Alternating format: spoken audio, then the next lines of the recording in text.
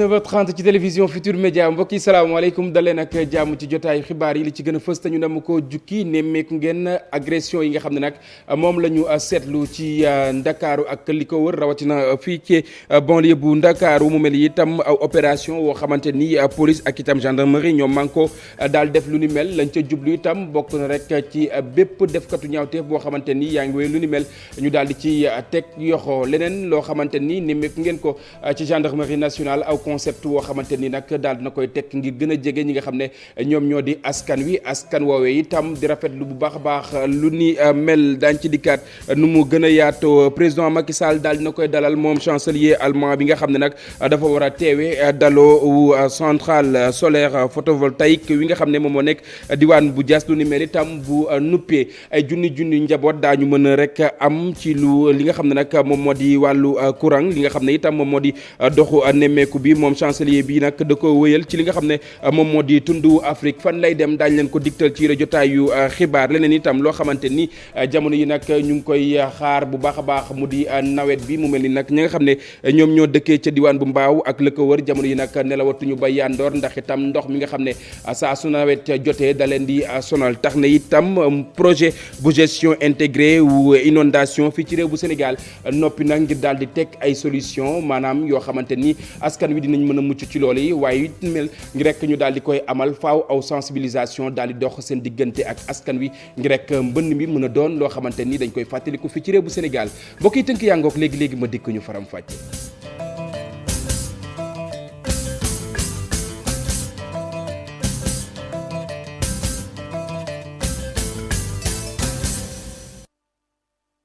juñu naa leen ko sànq bi ñu door yi la jotaayu xibaar agression yi nga xam ne nag dañu koy nemmeeku fii ci réew bu Sénégal bés bu yàlla sàkk ñu nemmeeku doomi aadama bu ñu këf yëfam wala bokk ku ñu faat lu ni mel itam police ak itam gendarmerie nationale taxaw temb ngir daal di koy dakkal waaye itam aar bu baax a baax li nga xam ne moom moo di kaaraange askan wi am na leen lu ñu def mu ñeel aw opération ci banlieue bu Ndakaaru zone de captage ancienne piste Guédiawaye plage bu Malibu ngir bépp ñaawteef boo xamante ni nag nemmeeku nañ ne yenn doomi aadama dañ koy def ñu daal di koy dakkal Ibou Diouf Alioune Diagne ñoo leen toppoon ci lañ doon amal ñu seetaan reportage. nguur si am na gan muy gan bu mu dul gaaw a yekkale fenn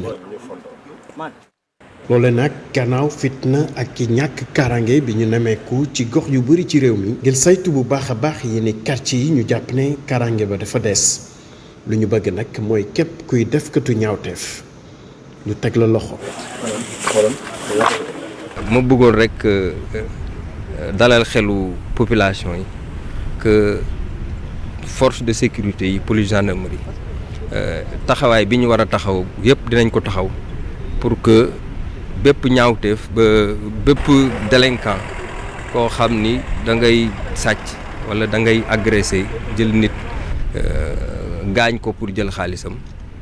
ñi dinañ taxaw. waaw jàmmar la ak yow. lii dinañ ko faral di gis ci Ndakaaru loolu tamit ci waa police ak gendarmerie di ko amal lu ñu bëgg rekk mooy fexe ba fitna bi ñu nemeeku jamono ji fii ci Ndakaaru ak yenn gox yi mu jóge fi. foo déggee ñu wax agression walla nit kuñ faat walla dara rek boo dégg xaaree tuuti ñu dawal ay fan doo àgg sax ay semaine da ngay gis ñu daal di leen di jàpp. donc ay rare cas lañ ci dul gis moo tax may gën a dalal xelu population yi askan wi ci ne police ak gendarmerie taxawaay bi ñu war a taxaw dinañ ko taxaw pour aar leen. ci loolu nag takk der yi ñu ngi sàkku ci askan wi ku ci nekk nga jàpp ci xeex wi ndax dañu gis ne yenn saay dina baax askan wi tamit di leen baaxee yenn xibaar yi. aju ci ñaawteef yooyu. loolu dama ñaan rek moo askan wi di leen gën a ñaax ci ñuy gën a jàppale police ak gendarmerie ci liggéey boobu moo nga xam ni dañ leen di man di jox ay xibaar ci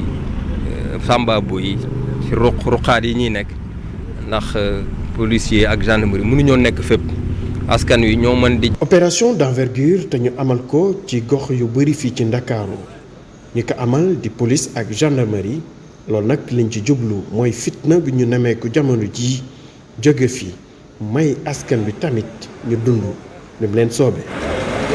may askan wi ñu dund ni mu leen soobee ak itam seen tey bakken Ibou Diouf tax na itam gendarmerie nationale taxawal aw concept wu yees woo xamante ni mi ngi bëgg gën a jege ñi nga xam ne nag ñoom ñoo di askan wi ci seen bopp fu ñu gis képp koo xamante ni nag day def naka su dul noonu ñu mën ko kalaame ñu dikkaat ci détails yooyee ànd ci ak Alxasan Ba. ab gendarmerie gu gën a jege askan wi ab concept bi nga xamante ni taxawal nañ ko moom haut commandant bu gendarmerie nationale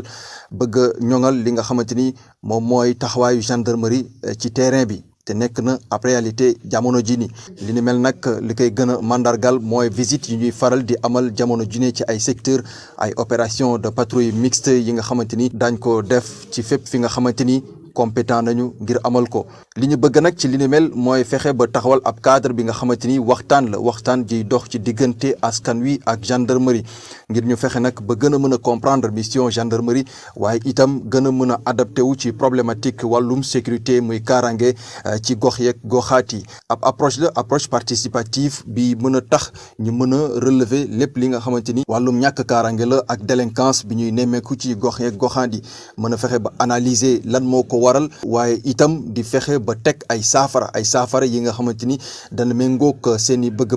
bëgg-bëgg askan wi ci wàllum kaaraange gendarmerie nationale dana mobiliser ay ressources yu bëri ngir fexe nag ba approche boobu ñu mën ko matal ci lu nag tem ni ñuy amalee opération yi daañu mën a am njàppanalu ay renfort escadron de surveillance ak intervention ay fas yu groupement de cavalerie ay xaj yu section cynophile waaye itam yeneen unité yu spécialisé daañu ñëw bokk ci yëf yi gendarmerie nationale rafetlu ci noonu taxawaay ak engouement bi nga xamante ni askan wi am na ko ci wàllum action de sécurisation yi ñuy amal ñuy encourager itam ñuy maintenir dynamique bi ni mel ngir fexe ba lépp li nga xamante ni objectif la ñu mun ko atteindre ci loolu nag ñu ngi sàkku ci askan wi ñu fexe ba yombalal leen mission yi nga xamante ni ñu ngi koy amal jamono ju ne. jërëjëf Alxasan Fatou Kiné Gueye mbokk yi xam ngeen ne moom mooy gérante bu benn multiservice woo xamante ni moom moo nekkoon ca diwaan bu Pikine rue 10 moom moomee nga xam ne nag dañu koo fekk ci barabu liggéeyukaayam ba noppi daal di koy faat jàppale ne nag denc nañu ko ca sëkk yu Tiwaawoon waaye itam ay mbokkam daal nañuy amal yenn ci ay leeral yoo xamante ni dañ ko doon nemmeeku ci réseaux sociaux yi ñu doon wax ndaw soose nag dafa wan loon lor ay mbokkam weddi nañ lu ni mel ba set waaye itam police jamono yi nag daal nay tekki yoxo kenn ki koo xamante ni nag njort nañ ne loxoom laale na ci génnuk àddina ki nga xam ne nag moom moo di Fatou Kiné Gueye du ñàkk itam daañu dikkaat ak beneen ab élément ak suñu ndaw la nga xam ne nag moom moo ñu taawal ca diwaan bu Tiwaawan ak la ko wër mu di dencum ki nga xam ne nag moom moo di Fatou Kiné Gueye ñu wax itam ci violence yi ba tey tax na itam ñi nga xam ne ñoom ñoo di coalition les serviteurs PR nag daal di ñaawlu bu baax lu ni mel tey sàkku ci ñi nga xam ne nag ñoom ñoo seq langue politique bi fii ci réew mi daal di yëkkati ay kàddu jëmale ci wàll wi ngir rek ñu mën koo dànkaafu yeneen itam loo xamante ni war nañ cee àddu bokk na ci loo xamante ni ñu ngi ko doon waxtaanee ni ki tey ci seen jano ak way taskatu xibaar yi Mame Birame Diouf Yaya Diallo ñoo ci dikk ak ay reportage. jamono ji mbiri ëpp na déggi dayoo nit ñay faat ci ay agression lim bi du takku Pape Djibril Fall di ko ñaawlu jàpp ni li lu war a dakk la te ñëpp ci war a dugal seen loxo muy ñaawlu noppi teg nga xam ni ay acteurs politiques waroon nañu yëngu ci lii wax ci waaye it état ba mu jël ci responsabilité am ñooñu ñu faat bokk ci sax yàggul Kiné Gueye ca Pikine ak Papignan ca Wakaam. sunu cër la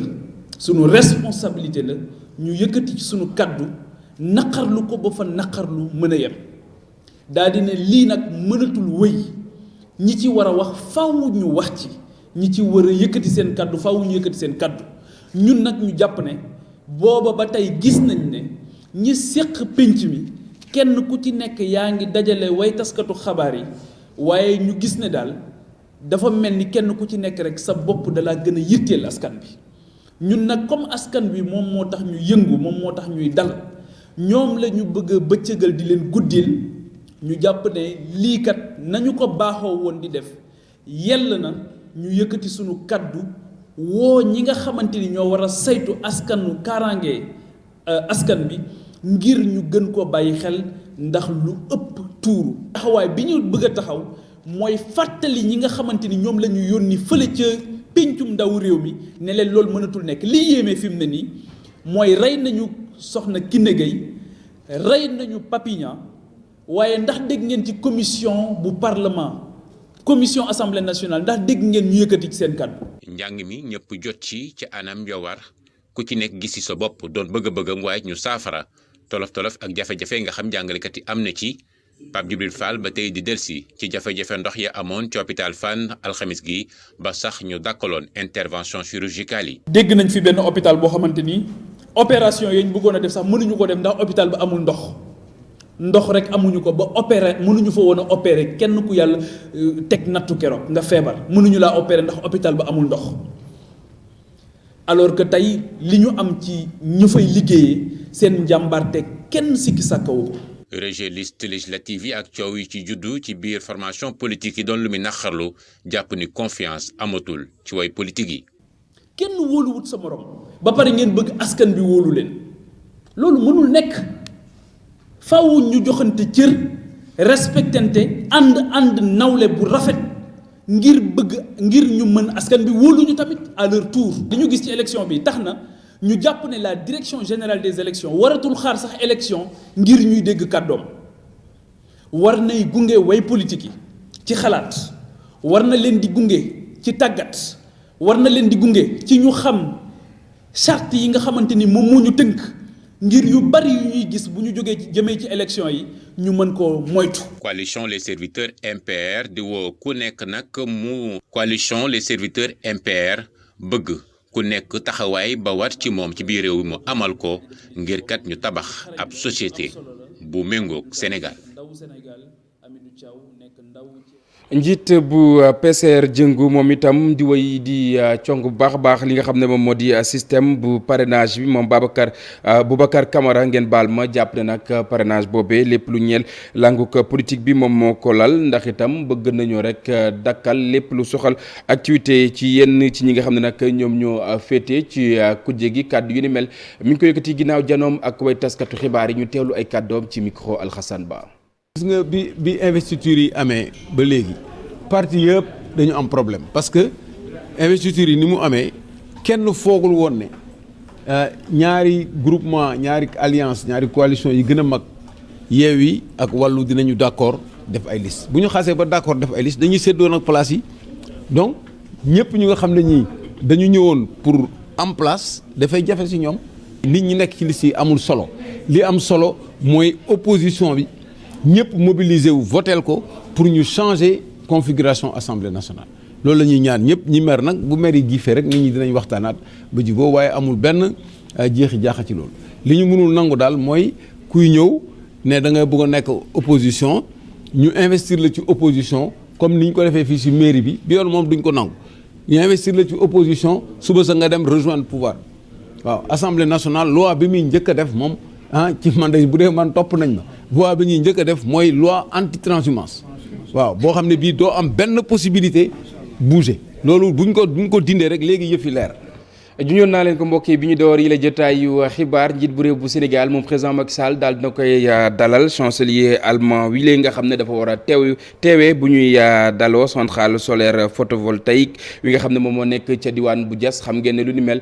bu nuppee bëri na yenn ci ay njaboot yoo xamante ni dees na ko mën a jëfandiku ci lu mel ni wàllu courant moom itam bu nuppee ci réew mi dina dem ci tund ba tey wëyal li nga xam ne nag moom moo di doxu nemmeeku ca Afrique du Sud ñaar fukki fan ak juróom ci weeru mai bu ci noppee itam daana dem fa nga xam ne moom moo di ca diwaan bu Niger Habib Faye ak Mar Dieng ñoo teewoon booba lañ jotaay ca Palais.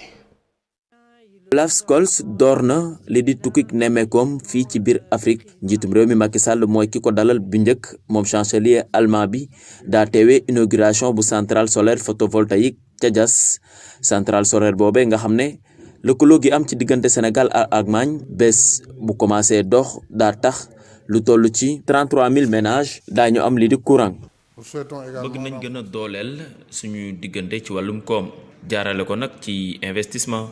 te it dinañ ci dugal lii di secteur privé bi suñuy indicateur moom baax na ak regain intérêt yoo xamante ne yu am solo la ci entreprise Allemagne yi ci entreprise allemande yi ci Sénégal. fii ci Sénégal bokk na ci itam la gën a fës ci waxtaan ga mu am ak njiitum réew mi moo di wàllum koom ak tamit wàllum kaaraange. daañu def suñu kéem kàttan ngir gën leen mën a jàppale dinañ ci liggéey ba nga xam ne wàllum exportation bi bu céréales yi di jóge ca Ukraine ngir mu mën a antu te itam dinañ def lépp ba nga xam ne engrais yi itam des nañ ciy jote. Conscient que la paix et la stabilité de nos deux continents. bàyyi nañ xel bu baax lii di jàmm ci diggante ñaari continents yi muy Afrique ak Europe dañ war a doon benn waxtaan nañ bu baax ci guerre ga am ca Ukraine ak li mu mën a jur ci ay jëye fii ci biir Afrique fàttali naa ko itam fi ñu taxawee ci ni ñu duggee ci biir Ukraine teewul woote nañ nag ngir ñu teg lépp ca suuf ñu bàyyi xeex bi teg ko ca suuf tamit uti pexe yoo xam ne des na jëriñ ñëpp. négocier de la crise. njiitum réew mi Macky Sall la ko gën di soxal bokk na ci ñu jël Afrique dugal ko ca kuréel googe ñuy duppee G20 chancelier bi wuutu Angela Merkel moom tey ci dimanche gi dana nekk ca Niger bu fa jógee ca lay fas yéene dem ca Pretoria Afrique du Sud ci 20 fan ak juróom ci weer wi. Habib xam nga ne nag li nga xam ne moom moo di nawet bi mi ngi rek bëgg a door ci réew mi tax na itam projet wu gestion intégrée yu inondation fii ci réew bu Sénégal bëgg a dànkaafu lu nu mel na mu koy amalee bokk na ci ab waxtaan boo xamante ni nag dina ko séq ak askan wu Sénégal mu ñeel li nga xam ne moom moo di sensibilisation ngir li nga xam ne moom lañ doon dund ci at ñu weesu ñu bañ koo mën a dund ren ñu teewlu reportage. lépp lu ñeel wàllu mbënd mi nekk jafe-jafe fi ci réew bu Sénégal daanaka at wu yàlla sàkk lu ni mel la ñenn ci askan wi di dund. mu gën a sensibiliser population yi parce que ci njëlbeen nga avant ñuy yegg si stratégie bi am na benn étude bi ñu defoon pour un peu def audit bi te bi ñu defee bon xam nga fii problème yu bëri c'est vrai que taw bi day provoquer ay inondations mais gis nañ ne tamit am na yenn comportement yoo xam ne bon dina peut-être. Tax inondation yi gën a yomb souvent si suñu dëkk yi notamment bon comportement yi ñuy mën a am par exemple par rapport au réseau yi nga xam ne réseau de drainage yi nga xam ne état bi def ciy def xaalis bu bëri mais ñu def ko peut-être ay dépotoir d'ordures mais tamit gis nañ ci yenn dëkk yi nit ñi dañuy ñëw rek fàq dëkk et puis voilà duñu xool ndax fii place ndox la ou pas wala duñ ko xam mais yooyu yëpp en fait ci jàngat bi ak études yi ñuy def ñun présentement dinañu permettre enfin di régler problème yooyu yëpp. mbënd mi bàyyiwul benn gox fii ci réew tax na itam ñu daal di tànn yenn ci ay pàcc yoo xamante ni njort nañ ne ñooñee la gën a sonal ngir rek daal di fay dem waxtaan ak askan wi. projet bu gestion intégrée yu inondation fii ci réew mi. amal lu ni mel. te si régions yi tamit c'est pas un choix par hasard dañu xool tamit xam ne que si régions yi foofu la ñuy gën a waxee waxu mbënd notamment boo jëlee xam nga région de Dakar boo jëlee lu mel ni région de Dakar boo jëlee tamit région de Saint-Louis xam nga il y a très souvent des inondations boo jëlee Diourbel par exemple Touba tamit dañuy wax waxu mbënd et cetera Kaffrine bon voilà donc ci région yooyu ñi nga xam ne foofu lay mbënd bi di gën a en tout cas. Provoquer ay yàq-yàq donc yooyu la ñuy cibler dans un premier temps pour mun a waxtaan ak population yooyu. ANACIM di xam ne rek ne atum ren wili bàkk wi dina tooy lool tax na gouvernement bu Sénégal nag ci la jamono ba ngay artu. moo tax état bi ministre bi insisté ci réunion boobu que chaque structure de l'État jël ay engagement par rapport ak problème yi nga xam ne dañ ko répertorier ci réunion boobu. ku nekk ci plan d'action bi di nga gis ku nekk dina ne man lii laay def man lii laa jël et cetera moom ci boppam dina wàcc ci terrain bi à la fin du mois pour voir déjà l'état d'exécution de ce plan d'action là. projet bu gestion intégrée yu inondation fii ci réew bu Sénégal bëgg wëyal li nga xam ne nag moom moo di ak gën a ñaax askan wi ñu daal di coppi aw doxalin ci yenn ci yoo xamante ni mënees naa indi aw njeexital ngir mën mi mën ñoo sonal.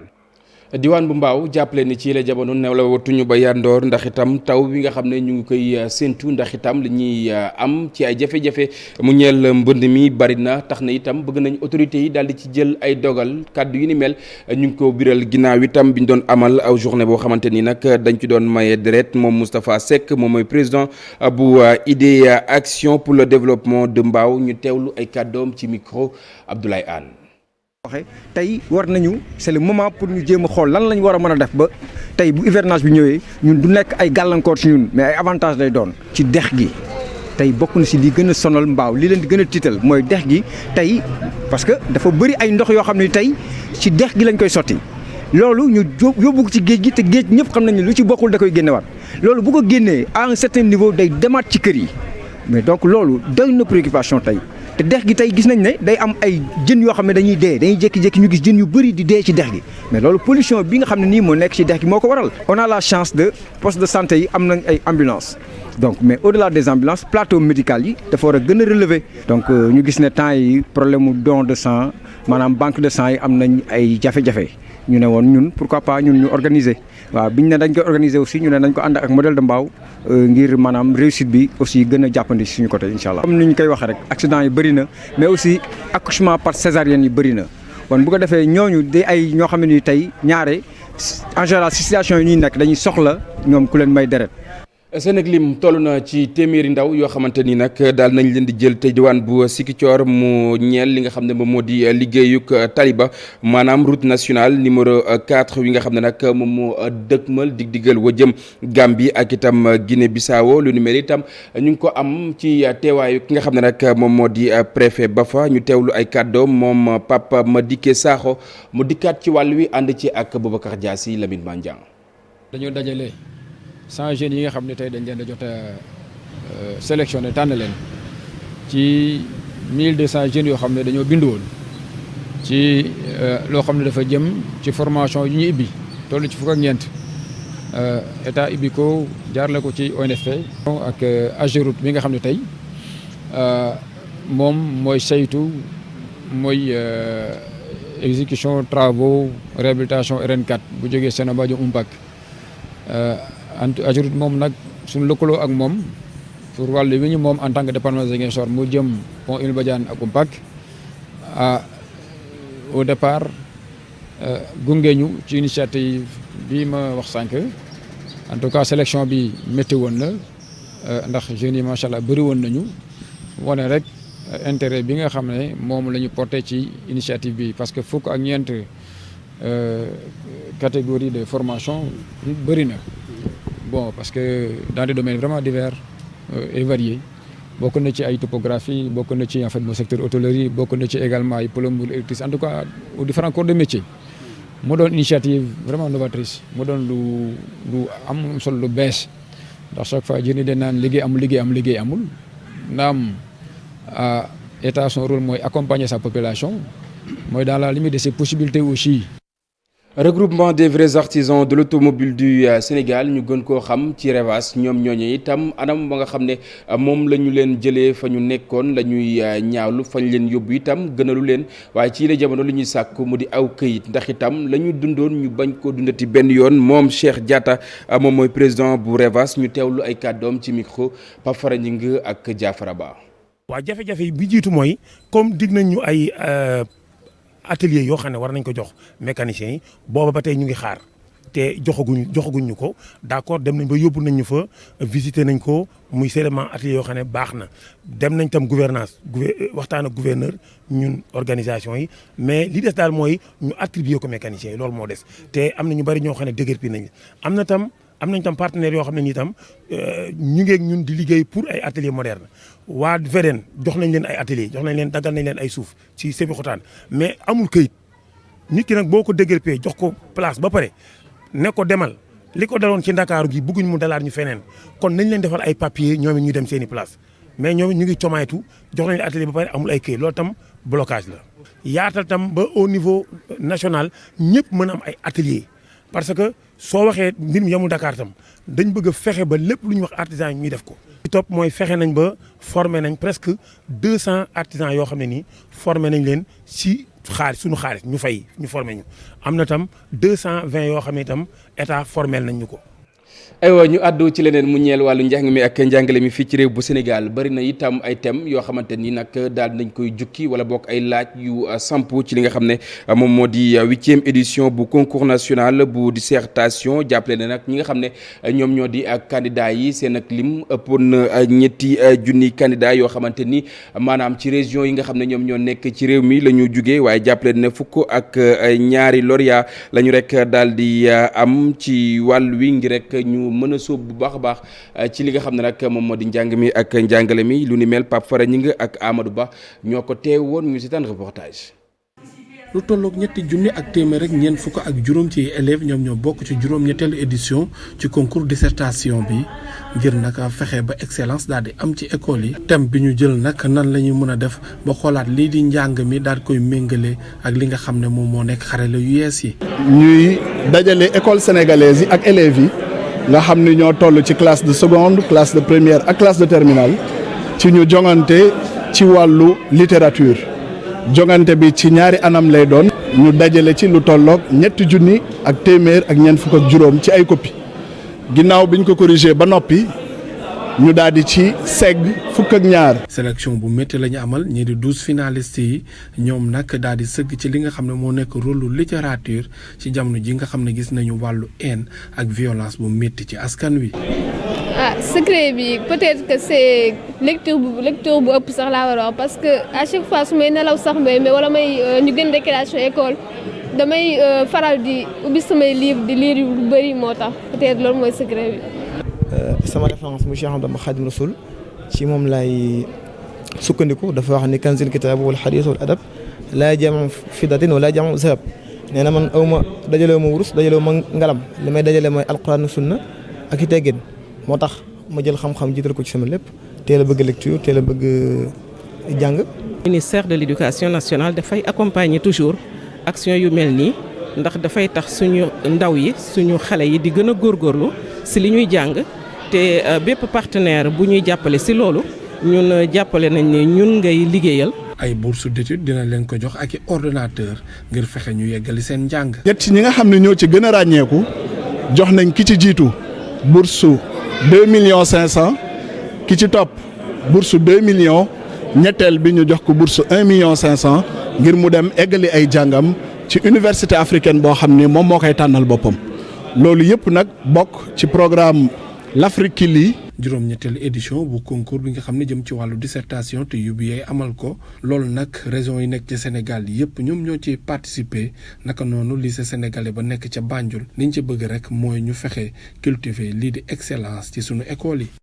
jërëjëf Pape Fara Ñing mbokk yi waxtu yëkkati jotaay jot na léegi ak rédaction bu télévision Futur Média Cheikh Tidiane Diawo dina fi teew jukkil leen xibaar yi ci kàllaamay français man itam ma jox leen daje ëllëg incha allah à partir de 6h30 ci li nga xam ne moom moo di revue des titres ci seen émission info du matin waaye ci kanam tuuti 21h30 di ngeen am ki nga xam ne nag moom moo di Abdoulaye Cissé daañu waxtaanee tolluwaayu jamono rawatina li nga xam ne moom moo di agression yi ñu nemmeeku dina ci ànd ak ñenn ci ñoo xamante ni seen xam-xam màcc na jëm ci wàll wi mbokk yi jaa ngeen jëf